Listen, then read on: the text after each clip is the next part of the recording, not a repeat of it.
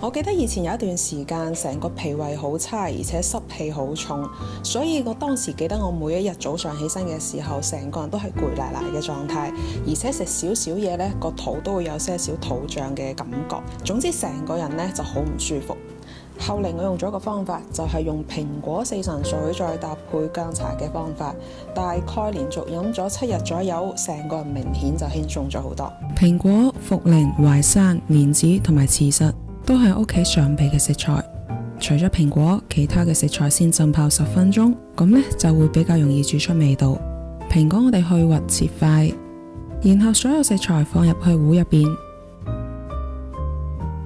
加入1升嘅清水，慢慢燉煮45分鐘。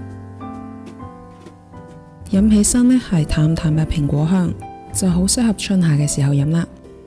而《黃帝內經》入邊呢，其實都會有一個春夏養陽嘅講法，而生薑呢，就係一個升陽好好嘅一個食材，所以每一次到春夏，其實我自己呢都好習慣性去飲一啲薑茶嘅。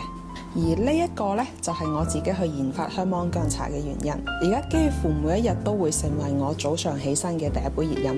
熱水沖泡開之後呢，會先聞到淡淡嘅芒果香，再慢慢帶出一啲生薑嘅香味。我自己就最中意佢嘅薑味，既保留咗生薑本身嘅香味，但係呢就唔會辣喉嚨。平時唔敢飲薑茶嘅朋友，呢一個呢都會比較容易接受。